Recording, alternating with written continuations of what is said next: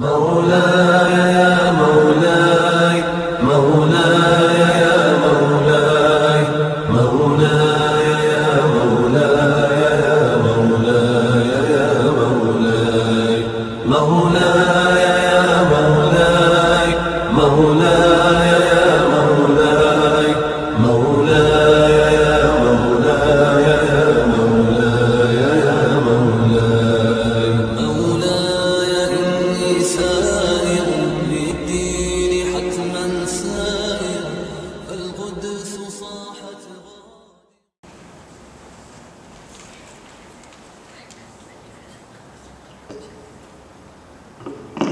أعوذ بالله من الشيطان الرجيم. بسم الله الرحمن الرحيم.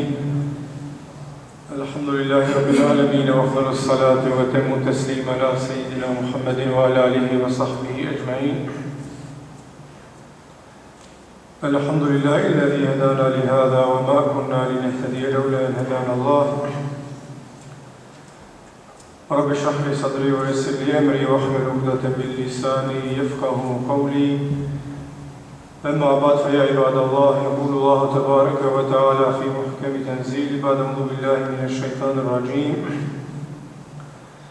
بسم الله الرحمن الرحيم. واستفزز من استطعت منهم بصوتك. صدق الله العظيم. ويقول عليه الصلاة والسلام في حديثه الشريف عن أنس بن مالك رضي الله عنه أن رسول الله صلى الله عليه وسلم قال: إذا استحلت أمتي ستا فعليهم الدمار إذا ظهر فيهم التلاعن وشربوا الخمور ولبسوا الحرير واتخذوا الخيال واكتفى الرجال بالرجال والنساء بالنساء. صدق رسول الله صلى الله عليه وسلم. Falenderimet I takojnë Allahut fuqiplot, përshëndetje tona ja dërgoj Muhamedit alayhi salatu wassalam, familjes së tij, shokëve të tij dhe të gjithë atyre besimtarëve të cilët e ndjekin rrugën e Muhamedit alayhi salatu wassalam. Xhamati I nderuar, pejgamberi alayhi salatu wassalam në hadithin të cilën e përmendëm edhe javën e kaluar, thoshte se le yakunanna min ummati aqwam yastahilluna al-hira wal-harira wal-khamra wal-ma'azif. Do të ketë njerëz nga ummeti im të cilët do ta bëjnë halal kurvorin, do ta bëjnë halal mëndafshin, do ta bëjnë halal alkoholin dhe do ta bëjnë halal muzikën.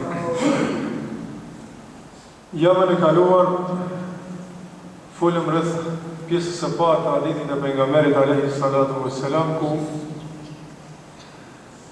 pejgamberi alayhi salatu wassalam na bënte me dije se do të vijë një kohë kur njerëzit të cilët do të deklarohen si musliman, ata të cilën Allahu xhaleshanu e ka bërë haram, do ta bëjnë halal. Dhe ajo thamë ishte alkoholi. Ndërsa në pjesën e dytë të këtij hadithi pejgamberi alayhi salatu wassalam thotë: do të vijë një kohë ku njerëz nga ummeti im do ta bëjnë halal muzikën. Në hadithin tjetër pejgamberi alayhi salatu wassalam thotë: idha istahallat ummati sittan fa alayhim ad-damar. Nëse ummeti im thotë I bën halal 6 sende, 6 bukuri, shkatrimi do t'jetë I atyre, ose ata do shkatrohen. E para thot, idha dhahara fihim at-tala'un, nëse në mesin e tyre thot shfaqet mallkimi. Do me thonë që njeriu ta mallkojë tjetrin. I thosë qofsh I mallkuar dhe mallkimi do me thonë largim nga rahmeti, nga mëshira e Allahut xhaleshanu.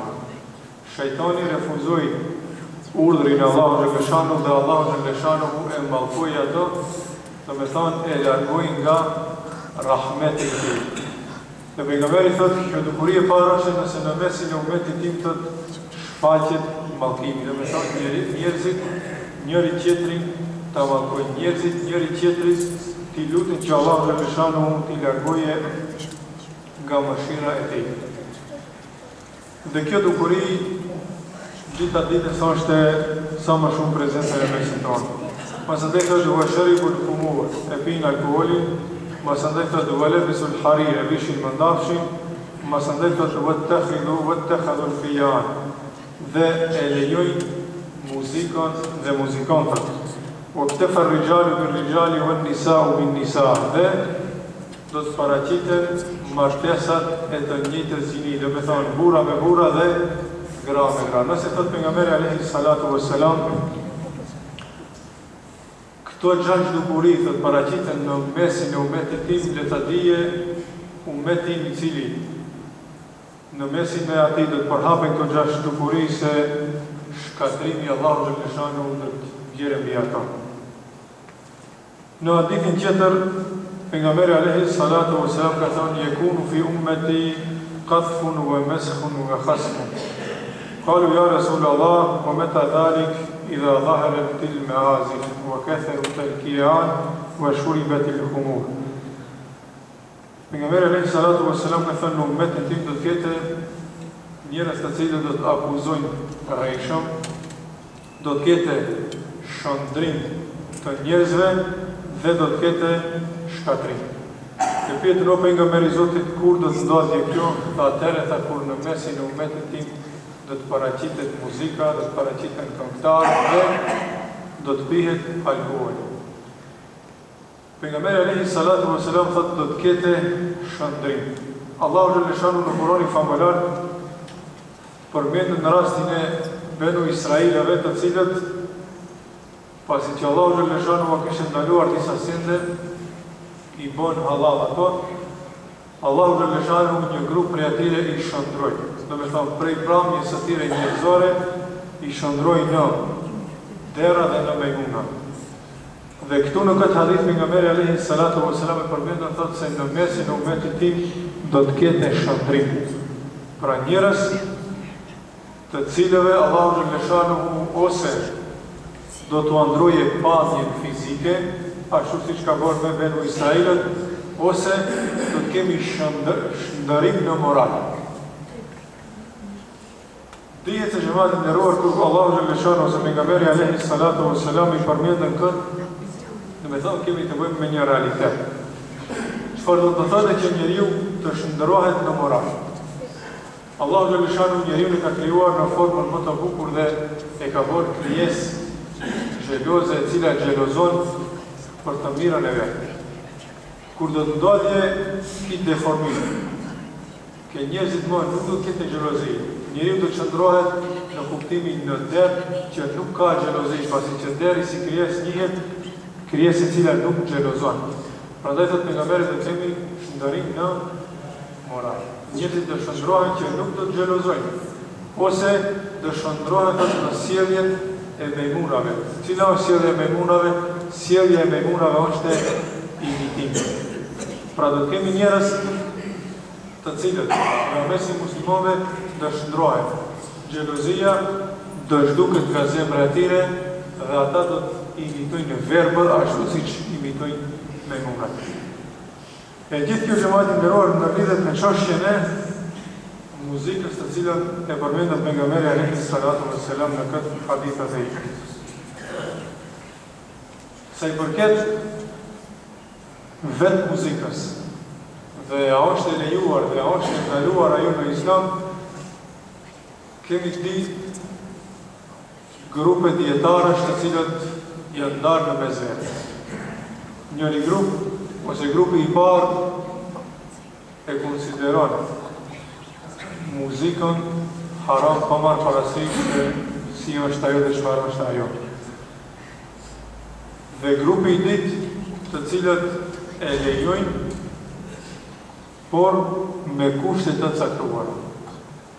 Edhe grupi i parë i dietarëve të cilët e ndalojnë në tërësi, edhe grupi i dytë të cilët e lejojnë me disa kushte, përmendin se ose muzika është e lejuar atëherë kur i plotëson këto kushte. E para thotë të mos ketë shprehje të cilat largojnë muslimanin nga rruga e Allahut xhaleshanu. E dita, në atë muzikë ose në atë tekst muzikor të mos ketë talje me gjërat e shenjta dhe të vlefshme që janë në fe. E treta, muzikat mos bëhet shkak për prolongimin e kryerjes së detyrave dhe përgjegjësive fetare. E katërta, të mos mbaje përmbajtje në fjalë të cilat shpihen në shpifje, gënjeshtra, që shpihen në prostitucion dhe akte të tjera të cilat dihet se janë të ndaluara me feja.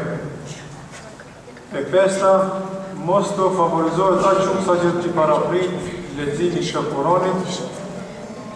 Dhe e gjashta, mos t'i zotrojnë ndjenja shpirtërore që të provokon me ato fjalë ose me interpretimin e saj. Këto 6 kushte që gjematin e nderuar të cilat i përmendëm, rall tekst muzikor nuk i ka këta.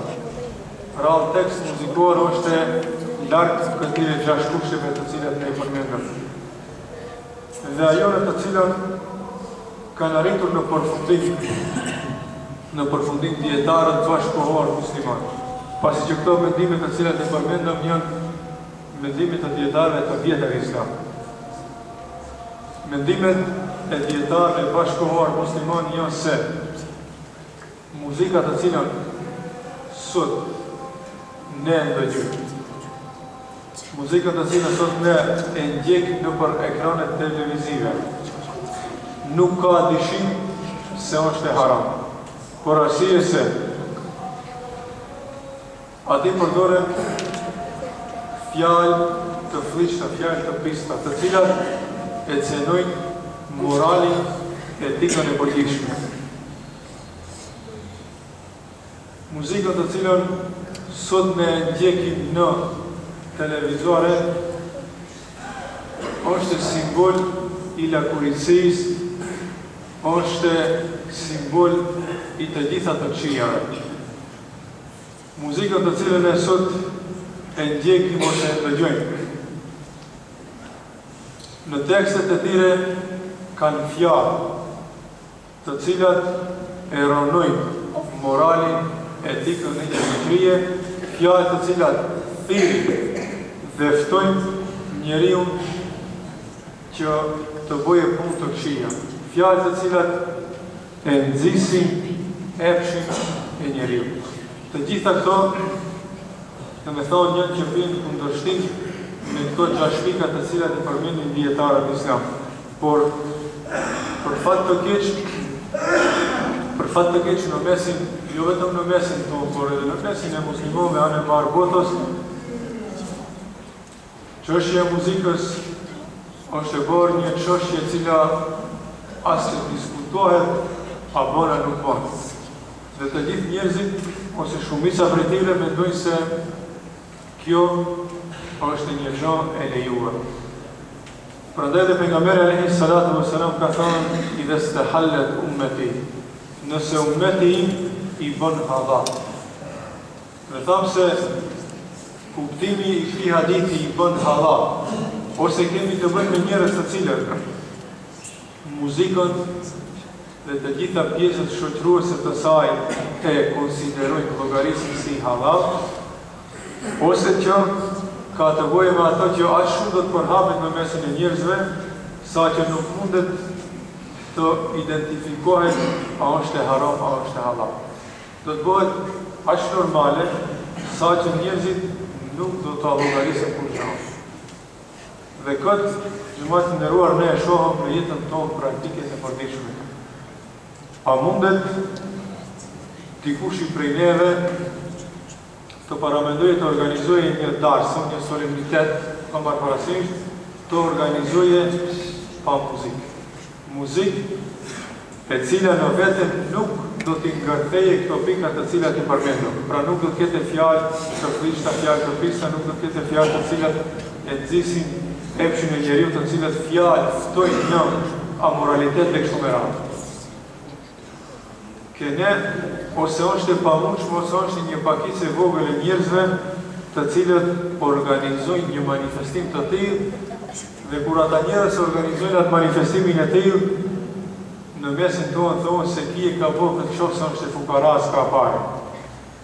Por dikush ndoshta këtë akt, këtë vepër e bën për arsye fetare, për arsye se llogaritën se muzika me të gjitha pjesët përbërëse të saja është e ndaluar dhe është haram për arsye se njeriu duke qenë me logjik të shëndosh e nxjerrë jashtë asaj. Pra dhe pejgamberi alayhi salatu wassalam xhumat e nderuar për këtë gjë na ka paralajmëruar. Dhe ne nuk jemi të mençur që t'i parashikojmë sjendet, por ne tregojmë ato të cilën e ka përmendur pejgamberi alayhi salatu wassalam, dhe normalisht ai ka qenë pejgamber dhe ka mund me ndihmën e shpalljes që ja ka dhënë Allahu në leshanu këtu para prije sendeve.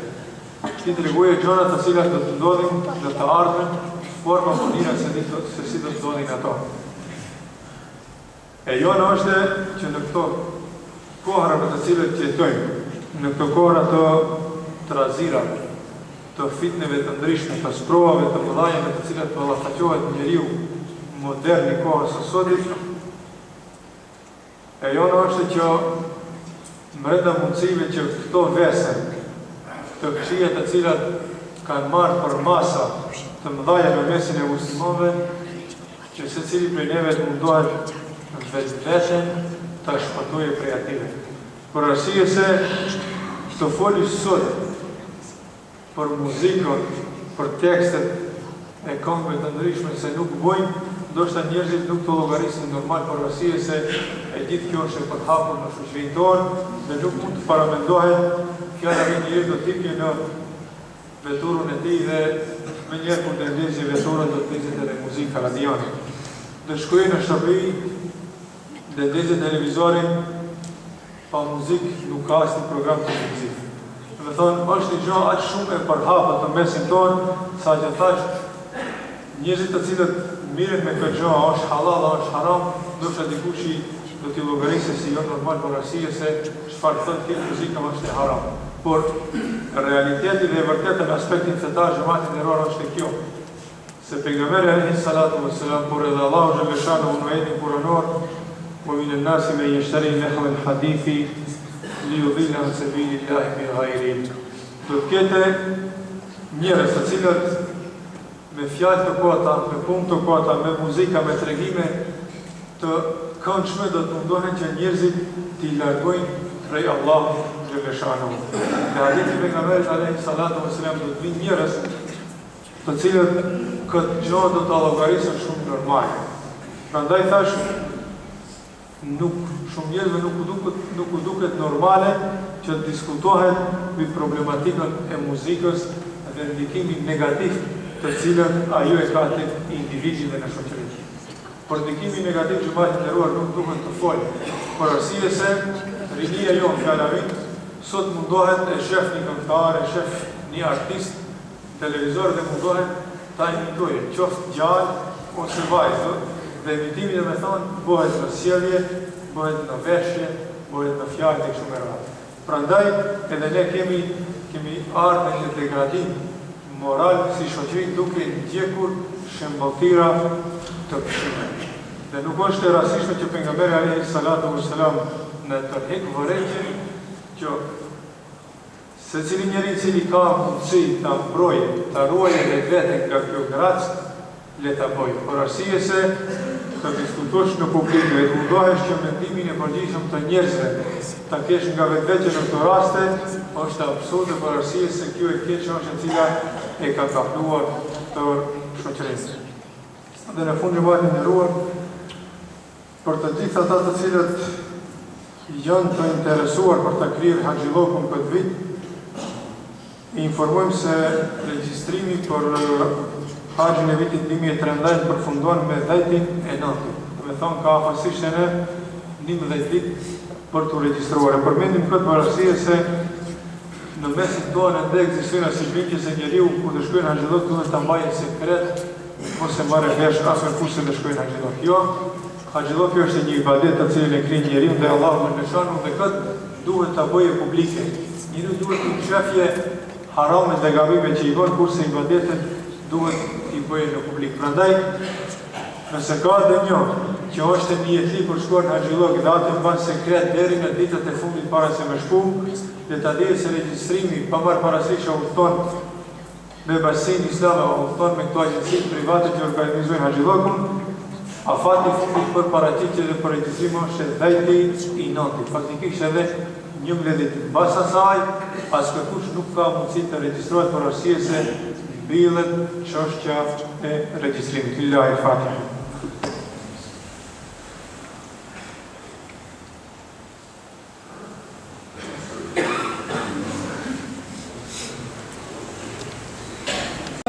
أشهد أن لا إله إلا الله أشهد أن لا إله إلا الله أشهد أن محمدا رسول الله أشهد أن محمدا رسول الله حي على الصلاة حي على الصلاة حي على الفلاح حي على الفلاح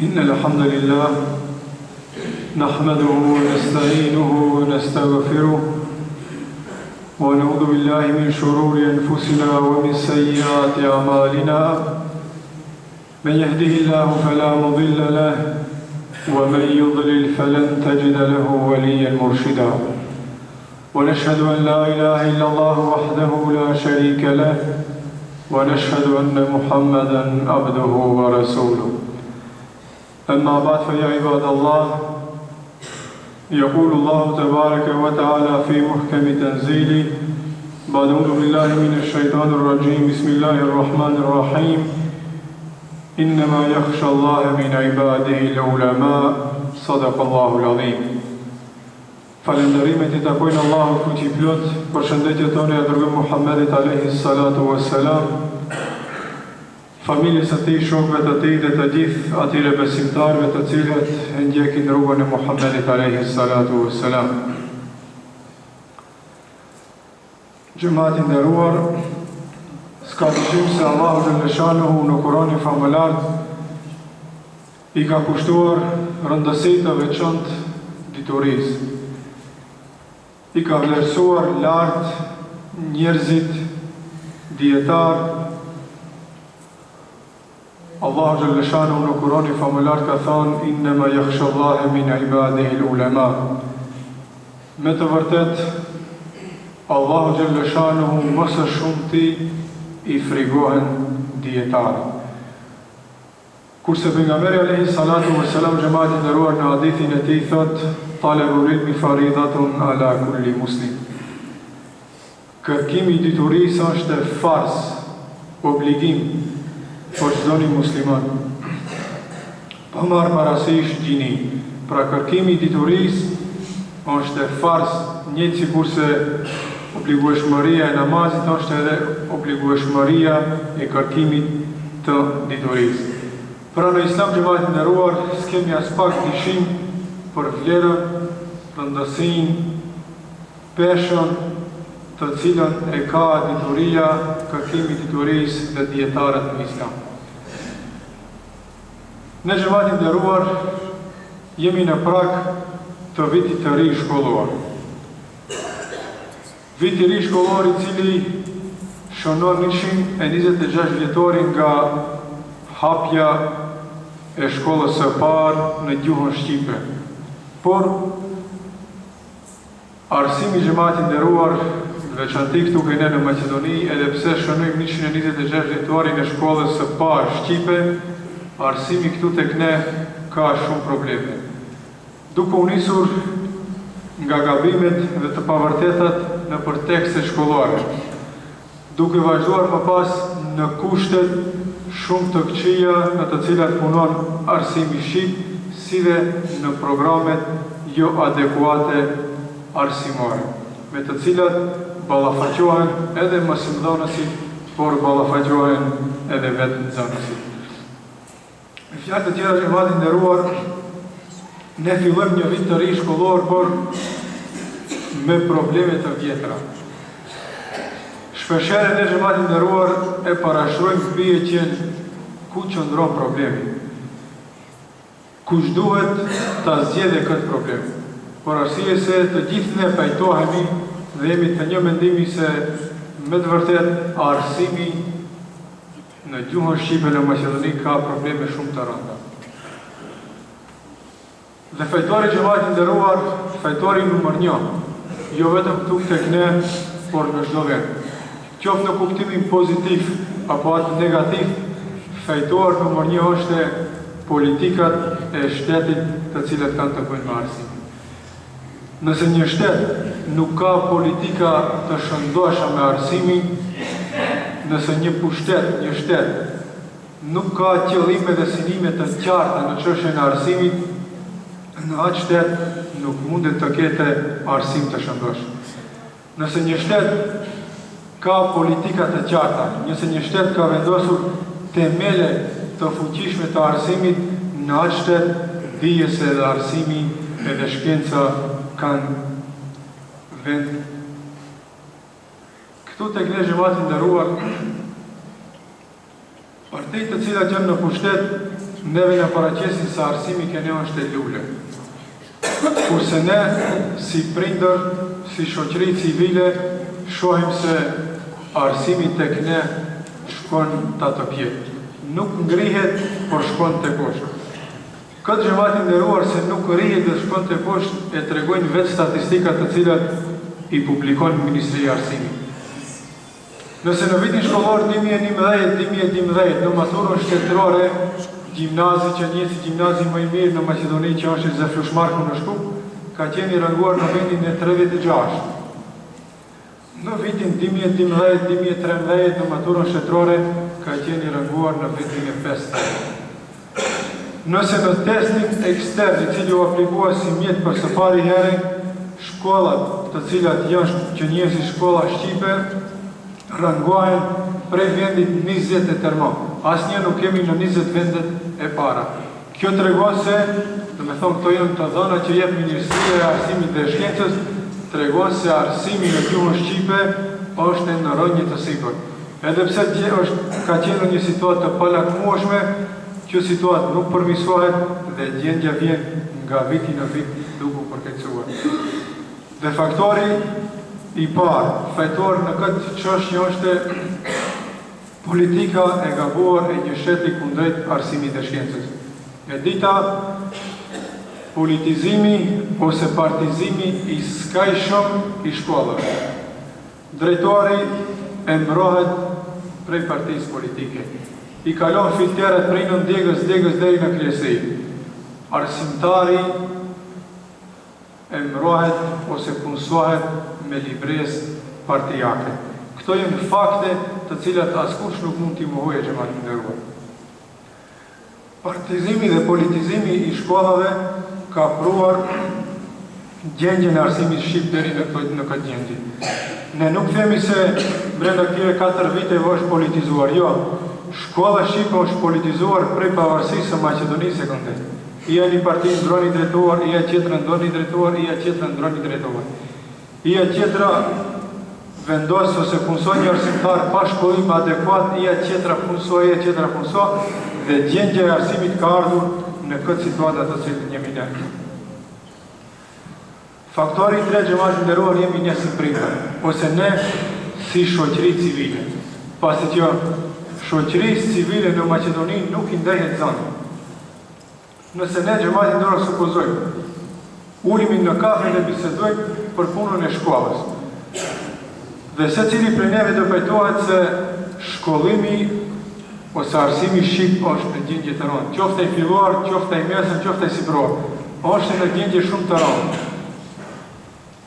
Më pas me të njëjtin prind mund të bisedojsh edhe ato se si ka intervenuar që gjalli atit mos kaluje me tresh, por kaluje me fejes. Pra, edhe ne si prind, edhe ne si shoqëri e cila duhet qenë kritike ndaj partive politike, ndaj pushtetit e kështu me radhë, me të vetëm qëllim që niveli i arsimit të përmirësohet, edhe ne jemi bërë pjesë e asaj loje që ne kemi degraduar arsimin deri në këtë shkallë të cilën është e tani. Por arsye se kinxanës i cili e meriton të kalojë me dish ose me tresh, do të kalojë me pejas, nesër do të mbarojë shkollën e mesme, dhe partia politike do të emërojë, do të zgjedhë si arsimtar në një shkollë, kur ai 4 rreshta nuk din t'i shkruaje pa ndonjë gabim gramatikor ose sintaksor. Kjo është xhamati nderuar një fatkeqësi e përgjithshme që na ka kapluar neve. Ne pikë së pari xhamati nderuar duhet të akuzojmë vetveten, masandej të akuzojmë ata të cilët janë ligjmarrës, ata të cilët janë vendimarrës në çështjen e arsimit. Por arsye se edhe ne me sjelljet tona, duke dashur që fëmia jote të kalojë me pejas, duke mos shkuar asnjëherë brenda 9 muajve sa gjatë shkollimit asnjëherë ta pyesish arsimtarin se si ka hallet ki fëmiu im, a mëson dhe a të bën probleme. Duke shkuar vetëm në fund të vitit për të i përmirësuar 12 njëshet ose 13 njëshet të cilët i kanë fëmijët tonë që ta kalojë klasën dhe të mos ngjelje, ne jemi bërë pjesë përbërëse e gjithë këtij defekti të madh i cili na ndodhen neve si shoqëri. Por derisa xhamati nderuar, ne nuk i përmirësojmë këto vetëri, nuk i përmirësojmë këto cilësi, por derisa ne nuk i luftojmë këto dukuri negative, le ta dimë se arsimin e gjuhës shqipe edhe më tuqe do të fundosim. Nuk do të përmirësohet, por edhe më shumë do të shkoje nga e keqja.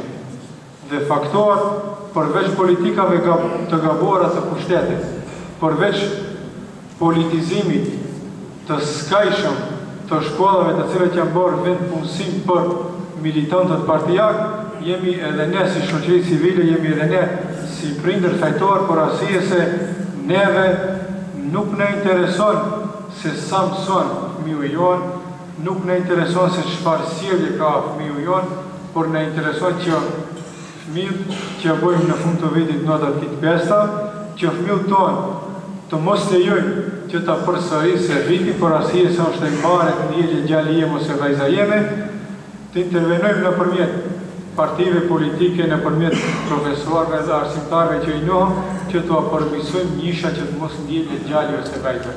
Këtu do me thonë xhamati nderuar është defekti. Ne ditën e hanë do të fillojmë me vitin e ri shkollor 2013-2014, por do ta fillojmë me të njëjtat probleme. Do ta fillojmë me librat e përkthjera prej maqedonishtës. Parashtrohet pyetja valla, nuk ka ndonjë autor shqiptar të shkruajë një libër për çdo shqiptar. Librat e cilat janë të përkthjera prej maqedonishtës kanë gabime të rënda trashanike, kanë gabime profesionale shumë të rënda xhamati nderuar. Libra e matematikës e përkthyer prej maqedonishtës, mund ta paramendojmë. Libra e muzikës e përkthyer prej maqedonishtës. Nxënës si shqiptar, me ata të cilën sa kom pasur mundësi të shoh, prej klasën e parë, të ditën, të tretën dhe të katërtën, ndoshta vetëm gjuhën shqipe e kanë prej autorëve shqiptarë. Të tjerat libra krejta i kanë të përkthjera prej autorëve maqedonë. Dhe këtu do me thënë është fatkeqësia tjetër, por arsye se fëmijët tanë mësojnë një literaturë, një libër e cila është e përkthyer nga një përkthyes i cili nuk ka lidhje me lëndën për të cilën flet libri në fjalë. Masandej xhamati nderuar, kemi kushtet e rënda me të cilat ballafaqohet arsimi shqip. Ne nuk shkojmë shumë lart të analizojmë, por e kemi shkollën tonë këtu në Zotë. Ka disa klasa të cilat janë të improvizuara. Ke korridori i shkollës, ke podrumi, ke salla e cila është e barabarme si sallë sportive, janë të bëra klase. Pse? Për arsye se nuk ka kusht. Në një klasë mësojnë 20 dhe 30 zonës, kurse ke paraqet në një klasë mësojnë 15 maksimum 20 zonës. Pra, shkollat në përgjithësi në gjuhën shqipe ballafaqohen me këto probleme të rënda. Por këto probleme xhamati nderuar, ne si shoqëri civile, ne si prim nuk mund t'i zgjedhëm. Këto xhamati nderuar i zgjedh politika, ajo e cila duhet të investoje në arsim. E çfarë janë duke bërë politikanët tonë? Politikanët tonë neve na kujtojnë vetëm atëherë kur kanë nevojë për votat tona. Por ndryshe asnjëherë këtë popullat nuk e kujtojnë. Këtë popullat në veçanti edhe arsimin e kanë lënë mbasdore. Dhe lënia mbasdore e arsimit i kemi fjalën bazore nuk ka investime, për arsye se kur preket në interesin e tyre në ndonjë punësim, aty ke hiç mos u mërzit. I kanë lënë shkollat tona bazore dhe lënia e shkollave bazore në këtë mënyrë ka rezultuar në këto rezultate të këqija me të cilat ballafaqohet arsimi shqip. Dhe kjo dukuri xhamatit nderuar do të vazhdojë edhe për disa vite, për arsye se e para nuk shohim që dikush të marrë masa në këtë drejtim. E dita, këto gjenerata të cilat shkollohen në këto kushte, këto nesër të bëhen mësues, dikush do bëhet advokat, dikush do bëhet inxhinier, dikush do bëhet jurist dhe kështu me radhë, këto njerëz nesër përsëri do t'i kesh në pushtet. Dhe ata njerëz të cilët kanë dalë prej këtyre shkollave, me siguri se nuk do t'a përmirësojnë gjendjen, për arsye se kanë dalur prej një sistemi i cili i ka favorizuar ata nxënës të cilët kanë lidhje të forta partijake dhe nuk i ka favorizuar ata nxënës të cilët kanë dituri që t'i avancoje, që ata nesër të bëhen partës të këtyre procese. Për arsye se populli pa arsim të shëndosh nuk mund të ketë xhamati nderuar ardhmëri të shëndosh. Për arsye se ai fëmijë i cili të kalojë me dish me mëzësit e kalojë klasën e 8, ai të shkojë në gjimnaz dhe nesër të bëhet profesor. A bazamentin e ka shumë të dobët. Por ai nesër edhe ato të mbarojë dhe do të vijë me diplomë dhe do të punësohet si arsimtar i njërës prej lëndëve.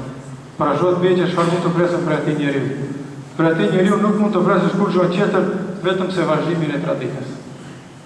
Prandaj xhamati nderuar e shfrytëzojmë këtë rast që të gjithë punëtorëve të arsimit, të gjithë nxënësve, të gjithë prindërve të cilët kanë familje në shkolla, t'u augurojmë vitin e ri shkollor, t'u dëshirojmë suksese, të shpresojmë ka Allahu xhaleshanu që këto dukuri të cilat i kemi, disa të prej të cilave i përmendëm këtu, që këto dukuri t'i zhdukim, t'i eliminojmë nga përditshmëria jonë, në rast se dëshirojmë që të hecim përpara. Në rast se dëshirojmë të rrim këtu ku jemi dhe të fundosim i ende, për herë në kofte dhe ajo të cilat deri tash e kemi bërë për arsye se mundësia jonë është deri këtu.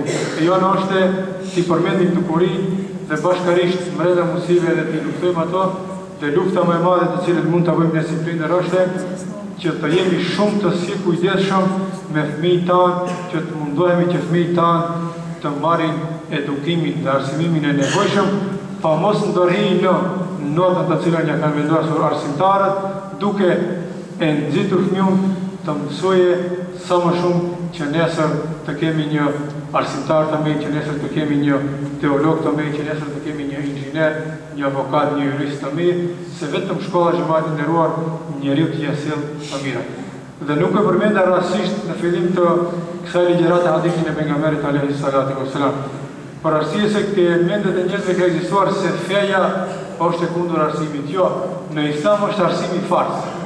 Të shkollohesh, të arsimohesh, të kije fars. Një që ke fars që ka arsot në xhami të falish në bazën e xhumos, ashtu e ke fars edhe të arsimohesh. Yaqulu qawli hadha wastaghfirullah li wa lakum فيا فوز المستغفرين استغفروه يغفر لكم.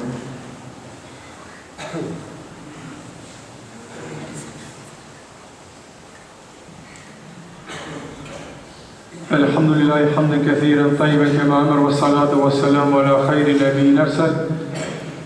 يعلم عباد الله ان الله قد امركم بامر عظيم بدا بنفسه ثم ثنى بملائكه قدسه فقال ان الله وملائكته يصلون على النبي يا أيها الذين آمنوا صلوا عليه وسلموا تسليما.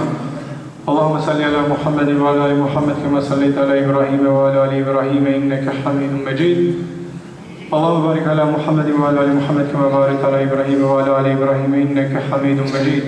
إن الله يأمر بالعدل والإحسان وإيتاء ذي القربى وينهى عن الفحشاء والمنكر والبغي يعظكم لعلكم تذكرون.